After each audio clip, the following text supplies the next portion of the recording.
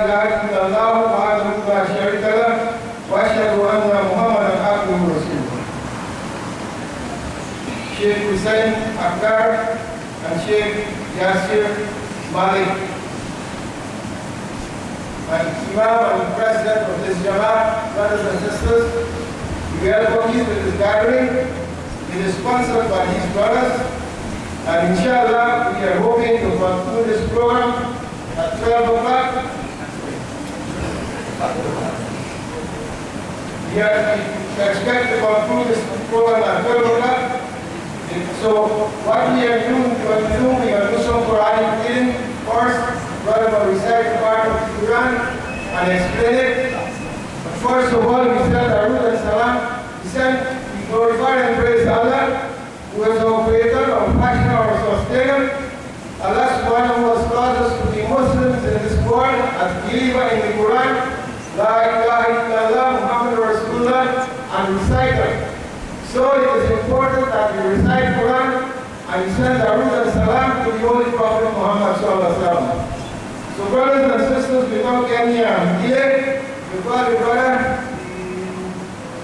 إياك نعبد وإياك نستعين اهدنا الصراط المستقيم صراط الذين أنعمت عليهم غير المغضوب عليهم ولا الضالين.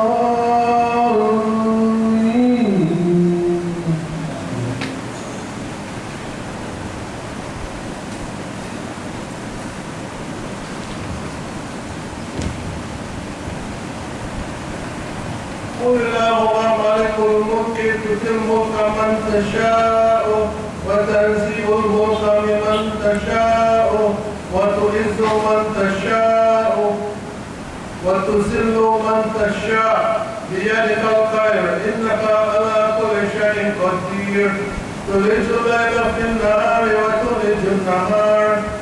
وتولج النهار في الليل وتخرج الحي من الميت وتخرج الميت من الحي وترزق من تشاء بغير حساب. Say, O Allah, Lord of power and rule, thou givest power to whom thou pleasest, and thou strippest off power from whom thou pleasest.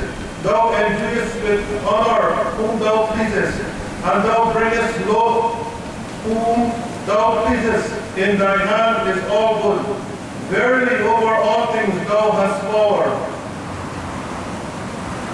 Thou castest the night again on the day, and thou castest the dead again on the night.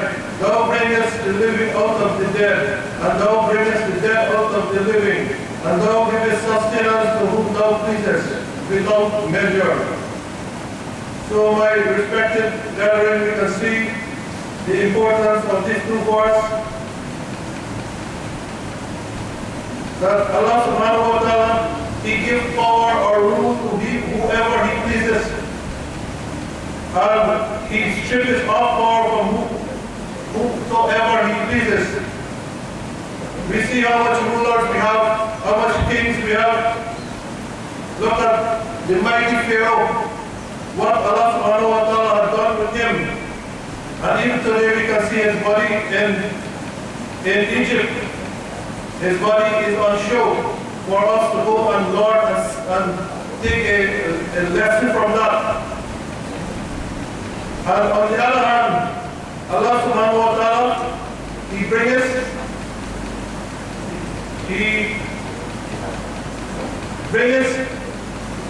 the night from the day and the day from the night. He brings the living out of the dead and the dead out of the living. So we can see the power of Allah subhanahu wa ta'ala. He can do anything without the help of creation. But we as creation, we cannot do nothing without His help. We depend on Him, but He does not depend on us. But some of us, we feel that the little that we good, the little good that we do, you know, we do that for name, fame, and show. But we should do it from our heart Our intention must be right with whatever we do. We must only do things for the sake and pleasure of Allah subhanahu wa ta'ala, to gain His pleasure. Anything we do, we should do only to gain His pleasure, and not for name, fame, and show, and to please people. So my brothers, with these few words, I will not delay any further because, we have to get here. So I will put you over to them now, inshallah. Definitely, so what we will do now, we will make a dua, glorify Allah, and send Darut and Salam to the Holy Prophet Muhammad sallallahu alaihi wasallam. Ameen. Alhamdulillah, Rabbil Alameen, wa lakinatul muttaqin, as-salatu wa salamu ala rasulihi Muhammadin wa ala alihi wa ashabihi wa ala baitihi wa azwajihi wa suriyatihi ajma'in. Allahumma salli ala Muhammad wa ala Muhammad kama sallaita ala Ibrahim wa ala Ibrahim innaka Hamidum Majid. Allahumma barik ala Muhammad wa ala Muhammad kama barakta ala Ibrahim wa ala Ibrahim innaka Hamidum Majid. Allahumma fili wal walidayya wa liman tawalla wal istadi wal shafi wa li jami'il mu'minin wal mu'minat wal muslimin wal muslimat ala hiya'i minhum wa amwat innaka majibud da'wat bi rahmatika ya Allah. Ya Allah, you are creator, you are fashioner, you are sustainer, you are creator, you are Muslim as the creation, as the weak creation. Ya Allah, so this day we are raising our submission to your hands and submission to Ya Allah. We ask you for guidance and forgiveness, Ya Allah. Forgive us if we make any mistakes, Ya Allah, and give us the knowledge and understanding so we can right our mistakes, Ya Allah. We ask whatever good we have in our deeds, Ya Allah, we ask you to give us Jannah, Ya Allah. Ya Allah, we ask also in this dua for this two Shaykh, Ya Allah, Shaykh Huzaymah, Akhtar, and Shaykh Yasar, Malik. Ya Allah, these brothers have devoted their time and money to come to this land to teach us Islam and to be with us. Ya Allah, we ask that you show them love. Ya Allah, you grant them forgiveness. Ya Allah, and you increase them in knowledge. Ya Allah, so perhaps they can be better Muslims. Ya Allah. Ya Allah, we ask of our family, our wives, and our children, our sisters, our brothers. Ya Allah, whatever mistake they are doing, Ya Allah, we ask that you show to give them the knowledge so they can right their mistakes. Ya Allah. إن الله وملائكته يصلون على النبي يا أيها الذين آمنوا صلوا عليه وسلموا تسليما سبحان ربك رب العزة عما يصفون والسلام على المرسلين والحمد لله رب العالمين لا إله إلا الله محمد رسول الله. So brothers and sisters, you will get part of the Shaykh now, Shaykh Yasar Malik, and he was enlightening us about the deen of Islam.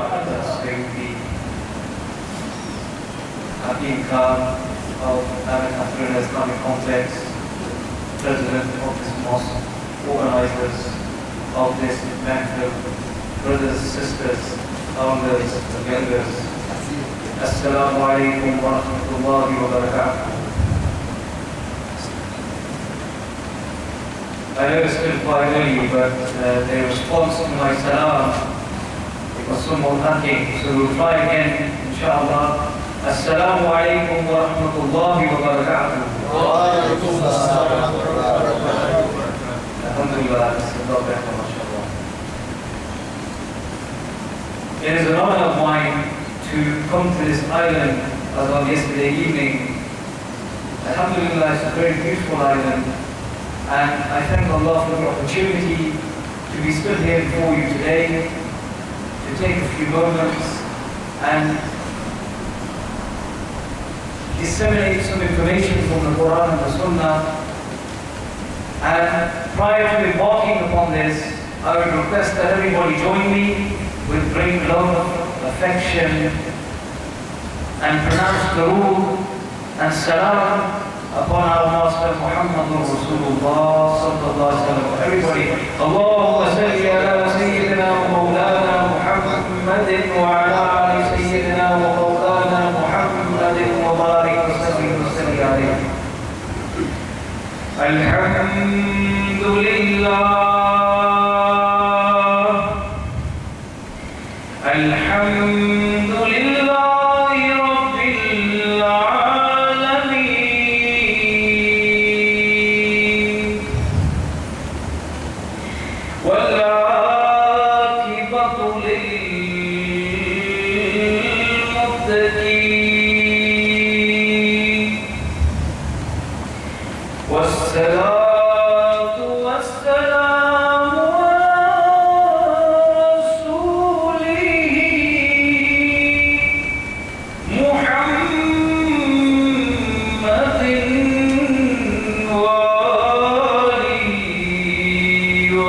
وصحبه أجمعين. أما بعد فأعوذ بالله من الشيطان الرجيم. بسم الله الرحمن الرحيم. فلا وربك لا يؤمنون حتى يحكمون فيما شجر بينهم. صدق الله العظيم وصدق رسوله النبي الكريم. إن الله وملائكته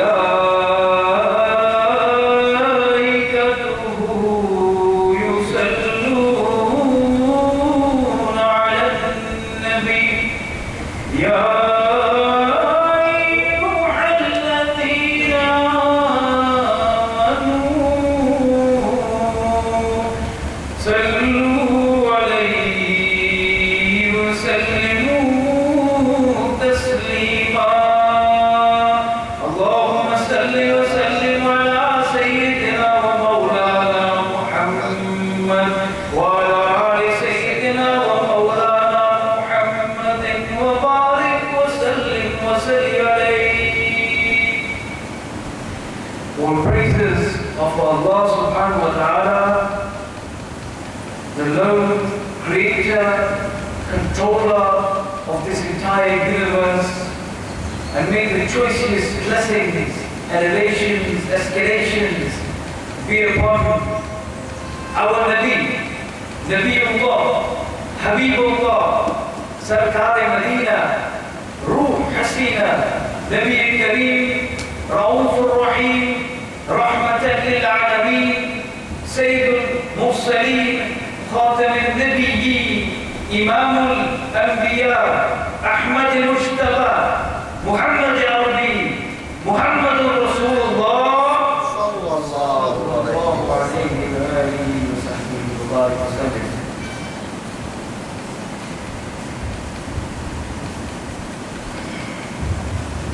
Today, I wanted to spend some time and speak to you about an issue which I deem to be very important.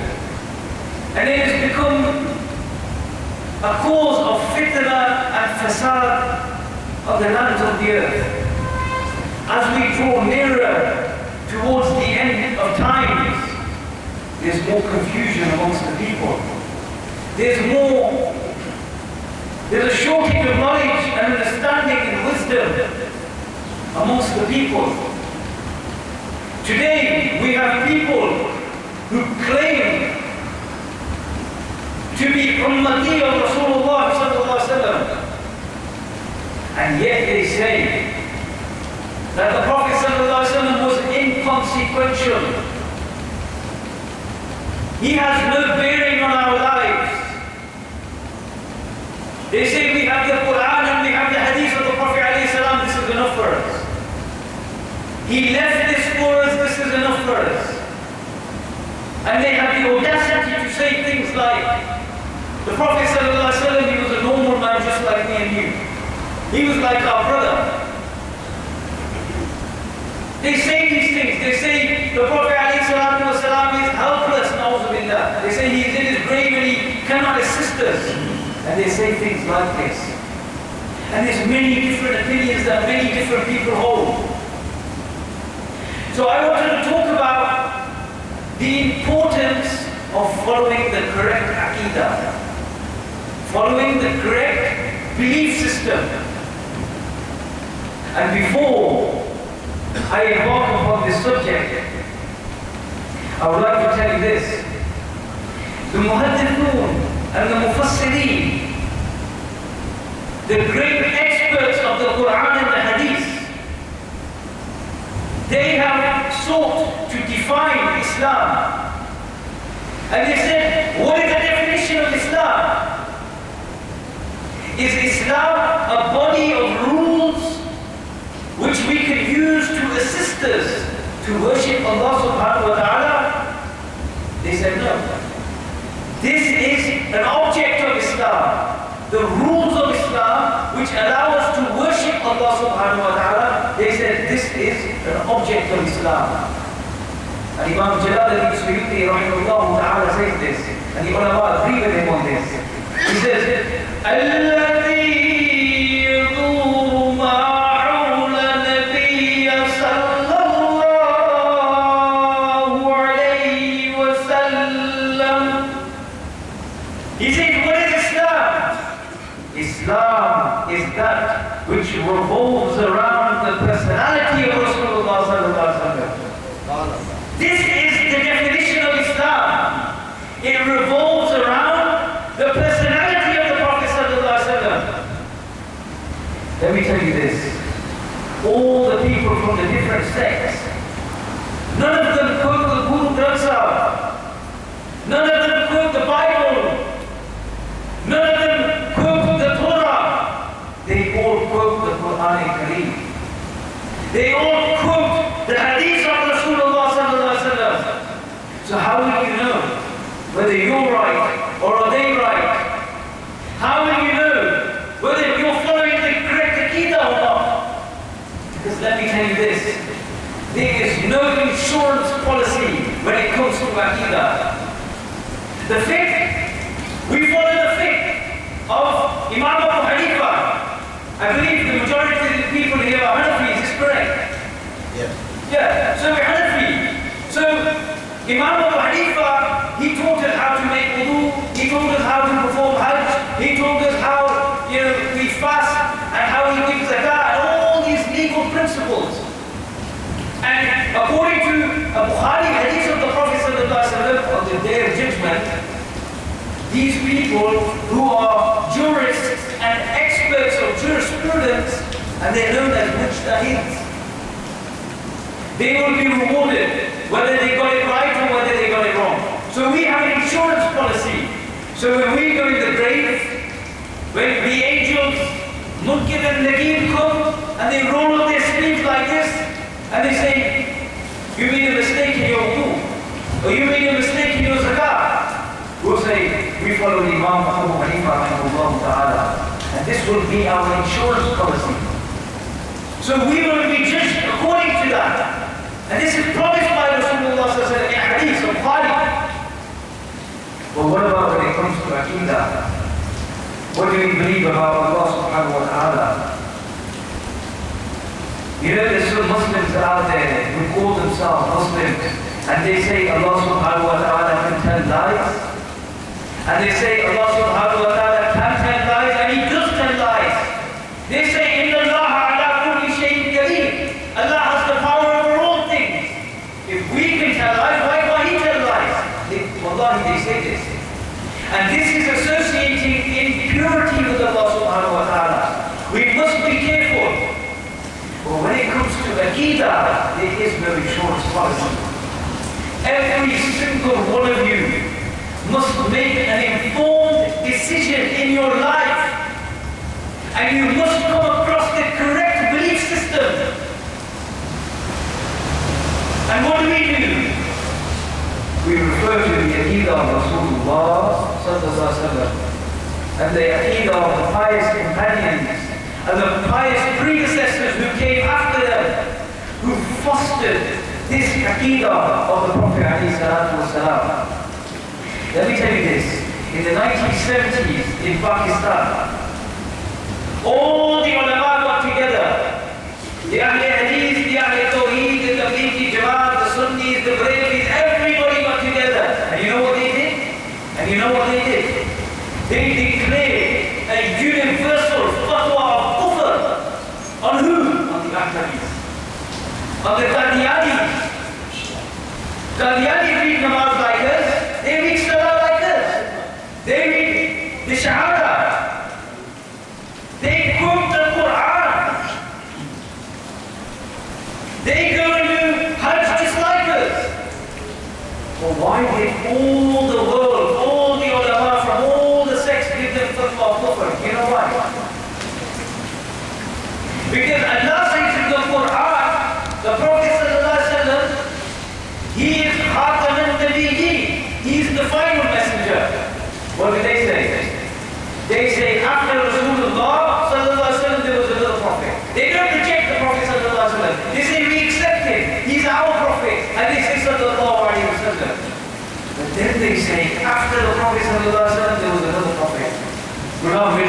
Qadiani.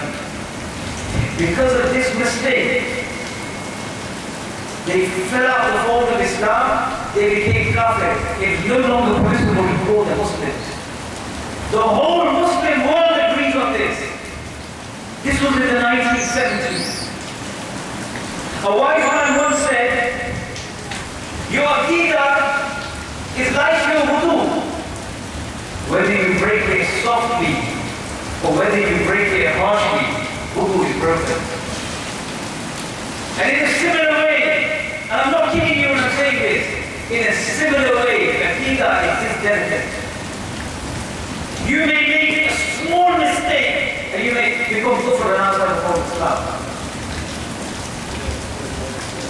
Salah has many different meanings in the Arabic language. وَأَقِيمُوا الصَّلَاةَ, that's in the Quran. And the ulama say there's some 13 different meanings for this word.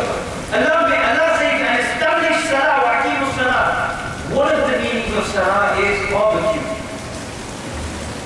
So somebody could say it means establish a barbecue, that's the barbecue. Allah says in the Quran. But if you deny this verse, وَأَقِيمُوا الصَّلَاةَ, establish prayer, and if you deny the prayer in Islam, you become kafir, you fall outside the fold of Islam. Finish. Everything finished. And if you die in that state, then only Allah knows best how you will be dealt with. Are we understanding? Are we following what I'm saying here? Let me give you a hadith of the Prophet sallallahu alaihi wasallam. Before I give you this hadith, this is in Abu Dawud, by the way. Many people now, they say, oh, we don't believe in sects. We don't believe in the divisions of the Ummah. We're all Muslims. We're all Muslims. We follow one sect. They say this, don't they? And now, the ACIC has come about, and we say, before they used to say, no, we're all one Muslim Ummah. Now say to them, the ACIC part of you as well. You're part of ISIS as well. They say, no, there's something else. They're not one, man. What happened to being one Muslim Ummah? What happened to this unity? Huh? Now you want to separate yourself because your security is on the line. Huh? Because your security, you may get arrested. And you may suddenly you want to separate from them. But this is what we have been saying all along. The Prophet ﷺ said in Sahih Hadith, وَالَّذِي نَفْسٌ مُحَمَّدًا بِيَدِيهِ لَا تَفْتَرِقَانَ أُمَّتِي عَلَى الثَّلَاثٍ وَسَبْعِينَ فِرْقَةً وَاحِدَةٌ فِي الْجَنَّةِ وَسِرْتَانِ وَسَبْعُونَ فِي النَّارِ. The Prophet ﷺ said, indeed, in my ummah, there will be 73 sects. How many sects? 73 sects. The Prophet ﷺ says, only one will go to Jannah. وَاحِدَةٌ فِي الْجَنَّةِ وَسِرْتَانِ وَسَبْعُونَ فِي النَّارِ. The rest of them will go to Jannah. So if you're from those people who say we don't believe in sects, we're not a part of a sect, you better stop believing in sects, because the Prophet ﷺ said only one will go